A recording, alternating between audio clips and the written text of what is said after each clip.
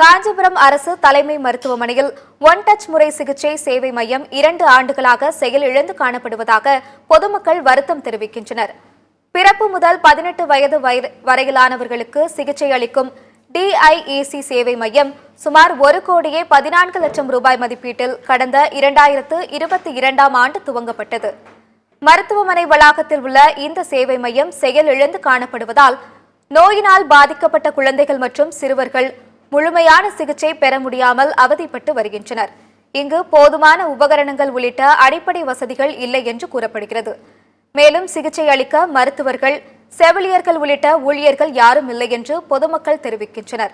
இதுகுறித்து தமிழக அரசு உரிய நடவடிக்கை எடுத்து தகுந்த முறையில் டிஐஇசி சேவை மையம் செயல்பட நடவடிக்கை எடுக்க வேண்டும் என்று நோயாளிகள் மற்றும் பொதுமக்கள் கோரிக்கை விடுத்துள்ளனர்.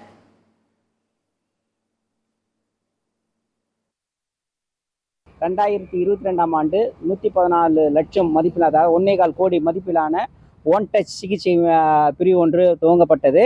அது தமிழக முதல்வர் மூலியமாக துவங்கப்பட்டு அது இதுவரைக்கும் பயன்பாட்டுக்கு வராத இருக்கிறது. அதில் செவிலியர்களோ அல்ல டாக்டர்ஸ்களோ பணியாளர்களோ யாரும் இன்னும் நியமிக்கப்படவில்லை, கருவிகளும் பொருத்தப்படவில்லை. ஆனால் வரக்கூடிய மக்களுக்கு இப்போ கால சூழ்நிலை மாற்றங்கள் ஏற்பட்டு கோல்டு எஃபெக்ட் வருது, ட்ரை காஃப் இருக்குது, இருமல், தும்மல், இப்படி எல்லாத்துக்கும் அவசரப்பட்டு இருக்கும்போது இது என்னன்னாக்கா பிறந்த குழந்தைகள் முதற்கொண்டு 18 வயசு வரைக்கும் அந்த ஒரே இடத்துல சிகிச்சை அளிக்கக்கூடிய ஒரு வாய்ப்பு அது துவங்கப்பட்டது. ஆனால் பயன்பாட்டுக்கு வராமல் இருக்கிறதுல பயனில்லை.